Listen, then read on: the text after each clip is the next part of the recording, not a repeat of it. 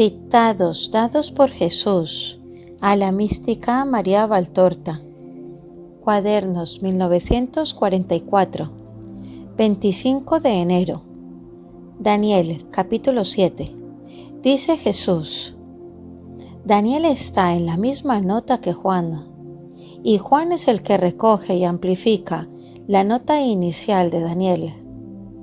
He aquí por qué a ti, pequeño Juan, te place tanto.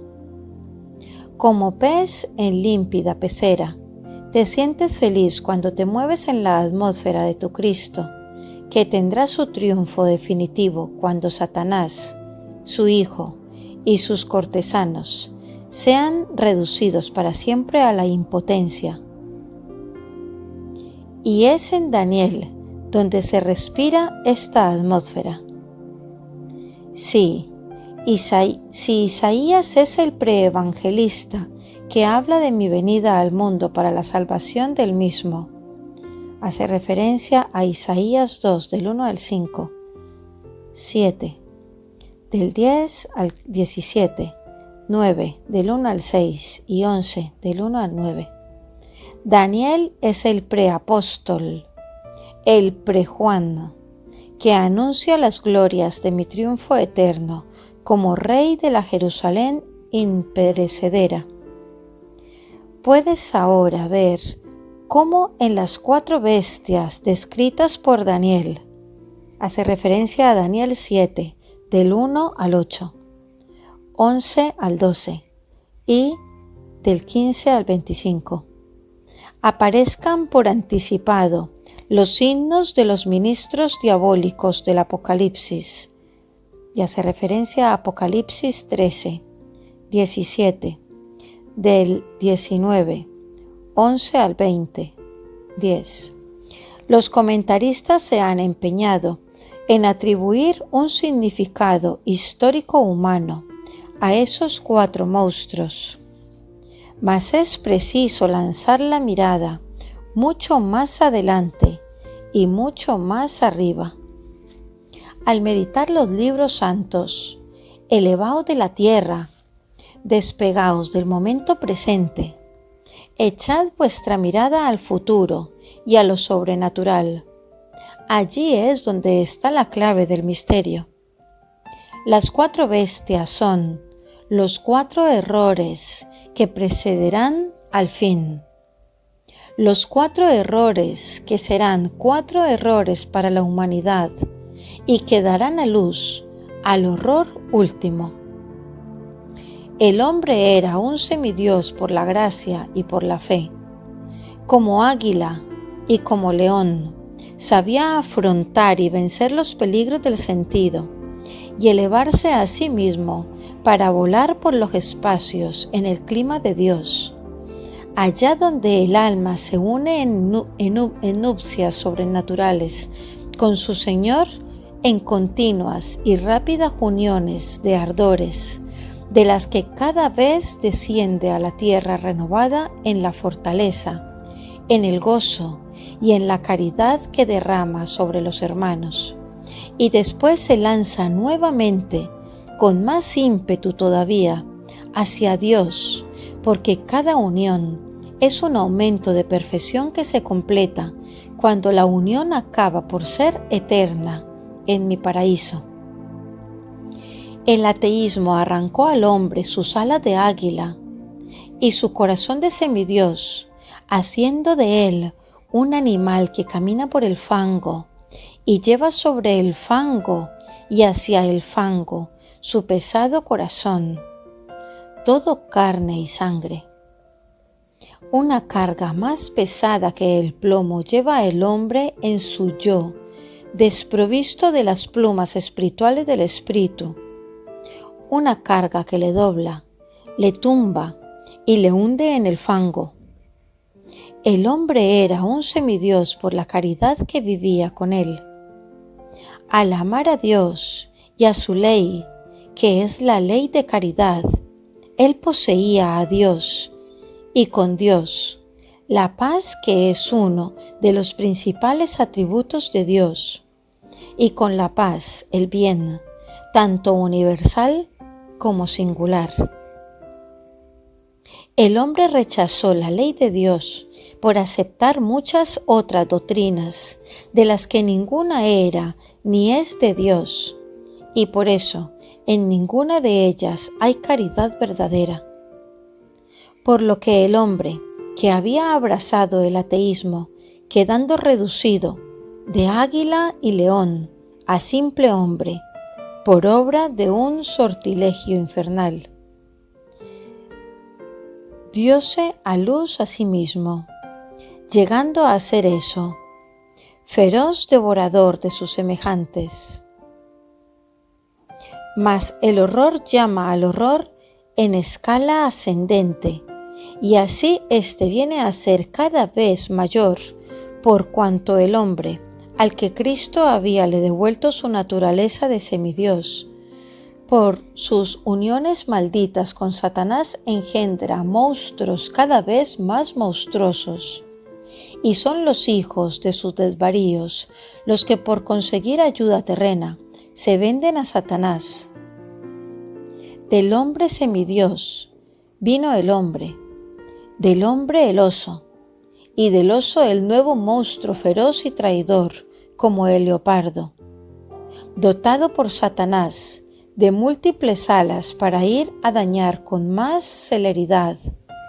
Os dije, hace referencia al dictado del 8 de enero, que Satanás es el remedador de Dios.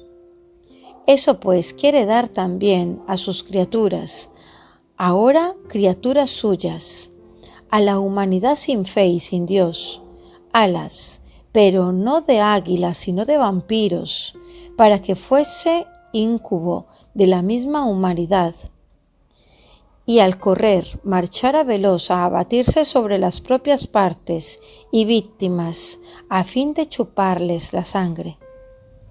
Yo, místico pelícano, me abrí el pecho para daros mi sangre. Satanás, en cambio, hace del hombre, al que yo di mi sangre, el vampiro que chupa partes de sí mismo y se da muerte con tormento. ¿No parece esto un cuento de incubo? No, es vuestra realidad. No es un monstruo mítico, sois vosotros que, con hambre diabólica, devoráis partes de vosotros mismos, abriendo las venas, mutilándoos para después engendrar las nuevas partes, mientras devoráis las ya formadas con una contumacía que tiene en sí algo de maníaco, pero de un maníaco diabólico. El poder, ambicionado, impelido e impetuoso hasta el delito, es la tercera bestia, puesto que es poder humano, o sea, vendido a Satanás, con tal de ser cada vez más potente contra toda ley divina y moral. Él mismo engendra sus monstruos, que tiene por nombre revolución, y que conforme a su naturaleza lleva a las protuberancias de su monstruosidad todos los más torvos horrores de las revoluciones, naufragio social del bien y de la fe. Honestidad, respeto, moralidad, religión, libertad y bondad desaparecen cuando este monstruo exhala sobre una nación su aliento infernal, y como emanación pestífera se esparce más allá de las fronteras, contagiando a pueblos y más pueblos, hasta llegar a contagiar al mundo entero, preparando con los harapos de las víctimas por él muertas y descuartizadas, y con las ruinas de las naciones reducidas a escombros, la cuna para el monstruo último, el Anticristo. Ya os dije, hace referencia al dictado 23 de julio de 1943. Esto lo tendréis en los cuadernos de 1943.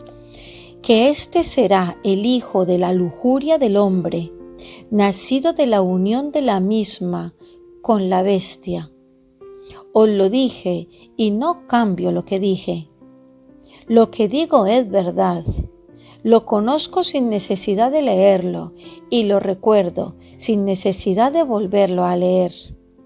Se halla escrito en mi mente de Dios, ante el cual van pasando sin cesar uno tras otro, sin que el uno impida la visión del otro, todos los acontecimientos del hombre en el tiempo. Ese anticristo, una anotación de esto también nos está hablando el Señor ahora en los desahogos de amor y de dolor, cuando nos está preparando para estos 3 años y medio del reinado del anticristo, donde nos está preparando también con el aviso que vendrá pronto, con el milagro y el castigo, que serán estos 3 días de oscuridad que precederán para la purificación y después ya este tiempo que nos dará el Señor para volver a reconstruir su iglesia. Seguimos. El anticristo, perfección del horror, como yo fui perfección de la perfección, con sus infinitas armas, simbolizadas en los 10 cuernos, en las mandíbulas con dientes de hierro, en los pies feroces y, en fin, en el pequeño cuerno, símbolo del odio extremo con que Satanás dotará a su Hijo para intoxicar a la humanidad, mientras que con su mentida boca la seducirá, haciéndose adorar como Dios. Atormentará de forma desmedida a aquellos que, pequeña grey fiel, habrán permanecido en mi seguimiento. De hora en hora irá creciendo el pequeño cuerno para dañar. Irá aumentando la inteligencia satánica, haciendo salir de su boca las mentiras más turbadoras. Crecerá en poder, como yo crecí en sabiduría y gracia. Hace referencia a Lucas 2:40. Armado de ojos, para leer el pensamiento de los hombres santos y así matarlos por ese pensamiento. Oh, mis santos del último tiempo, si heroico fue el vivir de los primeros entre las persecuciones del paganismo, 3, 7 veces 7 heroico será el vivir de mis últimos santos. Solo los nutridos con el meollo de la fe podrán tener corazón de león para afrontar aquellos tormentos y ojos y plumas de águila para mirarme fijamente a mí, sol, y volar a mí, verdad, mientras las tinieblas les aneguen por todas partes y la mentira les estreche tratando de persuadirles a que le adoren y crean en ella. Después de los precursores del anticristo, vendrá el propio anticristo. El periodo anticristiano, simbolizado por la bestia armada con 10 cuernos, los 10 siervos de Satanás que se creen reyes, de los cuales 3, fíjate bien, serán arrancados y lanzados a la nada, es decir, al abismo donde no está Dios, y por tanto donde está el que es nada, el contrario de Dios, que es todo, culminará con el nacimiento y desarrollo hasta su máxima potencia del 11º cuerno, razón de la caída de los 3 precursores y sede del verdadero anticristo, el cual blasfemará de Dios como ningún hijo de hombre lo hizo jamás. Atropellará a los santos de Dios y torturará a la iglesia de Cristo. Creerá, por ser hijo de la unión de la soberbia demoníaca con la lujuria humana, poder hacer grandes cosas, cambiar los tiempos y las leyes, y por espacio de 3 años y medio será el horror que reinará en el mundo. Mirar aquí el Señor cómo nos confirma estos 3 años y medio del que nos está hablando en los desahogos de amor, que está próximo a llegar en este reinado del anticristo, que ya nos está preparando el Señor. Después el Padre dirá, basta, delante del gran coro que, por el rumor de las grandes palabras de los santos, se formará en el cielo. y la bestia malvada será muerta y lanzada al pozo del abismo, y con ella todas las bestias menores, para estar con Satanás, su engendrador, durante la eternidad. Entonces me llamará el Padre para juzgar a los vivos y a los muertos, como se expresa en el símbolo de la fe. Y los vivos, aquellos que conservaron en sí la vida, por haber conservado a sí mismos en ellos viva la gracia y la fe, heredarán el reino, el poder y la magnificencia de Dios. Los muertos del Espíritu tendrán la muerte eterna que quisieron tener conforme a la elección que de ella hizo su voluntad. Para eso el Señor nos ha dejado esta voluntad y será ella la marca, ya lo decía en otro dictado, que es la voluntad, la marca con la que nos está marcando el Señor, y serán esos sus elegidos. Nuestra voluntad será la que diga en qué lado vamos a estar. Para eso nos la ha dado. Y ya no habrá más tierra ni hombre carnal, tan solo habrá hijos de Dios, criaturas libres de todo dolor. No habrá ya pecados, tinieblas ni temor, solo habrá felicidad, felicidad, felicidad inmensa, eterna, incomprensible para el hombre, gozo de ver a Dios, de poseerlo y de comprender su pensamiento y su amor. Venid, hombres, a la fuente de la vida, yo os abro su caudal. Llegaos a ella y tomad fuerza en la misma para ser intrépidos en las pruebas, y sumergíos del todo en ella, en mí, manantial de bienaventuranza, en el bello paraíso que mi Padre creó para vosotros, y en el que os aguarda el triple amor del Dios uno y la pureza de nuestra Madre, y con ellos los que por haber sido fieles consiguieron ya la vida. Después me dice a mi Jesús: cuando te veo tan atenta a mis lecciones, me pareces un escolar diligente y entusiasmado con su maestro, del que espera aprenderlo todo. Por el contrario, cuando adviertes por ti algo nuevo y formulas observaciones, esto ocurre en las visiones, me haces recordar al niño bueno, al que su padre tiene en la mano y le conduce ante lo que quiere que el niño vea para desarrollar su inteligencia, pero que mientras tanto no interviene por proporcionar a su pequeño el placer de descubrir algo nuevo y de sentir aumentar en sí mismo la propia estimación. Para hacer esto, debe estar siempre vacía de cuidados humanos, cada vez más vacía. Debes sentirte cada vez más segura a fin de caminar con desenvoltura por la senda de la contemplación, y cada vez más tranquila y confiada en mí, que te tengo de la mano. Un padre no deja traslucir sus intenciones, sino que con 1000 argucias amorosas hace cuanto sabe hasta que su pequeño se fije en aquella cosa determinada que él quiere que su niño vea. Oh, yo soy para mis pequeños el más amoroso de los padres y el más paciente de los maestros, y soy feliz cuando puedo tener a mi disposición a alguien que sea dócil y atento, feliz de ser maestro y padre. Es tan difícil que mis criaturas pongan confiadamente su mano en la mía para que yo las conduzca, las instruya y me digan: te amo sobre todas las cosas y con todo lo que soy. A todas aquellas pocas que son así, del todo mías sin reserva, yo les abro los tesoros de las revelaciones y de las contemplaciones y me doy a ellas sin tasa.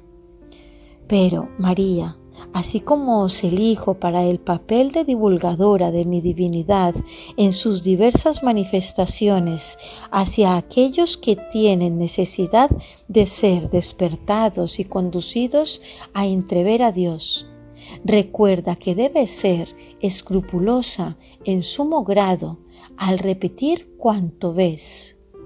Hasta una nodada tiene su valor. No nada que no es tuya sino mía, por lo que no te es lícito retenerla. Ello sería deshonesto y egoísta. Recuerda que eres la cisterna del agua divina y en la que esa agua se vierte para que todos puedan venir a ella para sacarla. En los dictados has llegado a la más exacta fidelidad. En las contemplaciones eres muy respetuosa al describirlas, mas por la prisa en escribir y por tus especiales condiciones de salud y de ambiente, te ocurre que omites algún detalle. No lo debes hacer. Ponlos al pie de la letra, pero sin dejar ninguno. No es un reproche, sino un dulce consejo de tu maestro. Me dijiste hace tiempo, el que por mí te amen los hombres un poco más, justifica y compensa toda mi fatiga y toda mi vida toda. Aunque tan solo fuese un hombre el que volviese a ti por mediación de tu violeta escondida. Hace referencia a la visión descrita en la tarde del Jueves Santo de 1943, en los cuadernos de 1943. Ella sería feliz. Cuanta mayor atención y exactitud pongas, tanto mayor será el número de los que vengan a mí, y tanto mayor tu felicidad espiritual presente y tu felicidad eterna futura. Vete en paz, tu Señor está contigo. Fiat.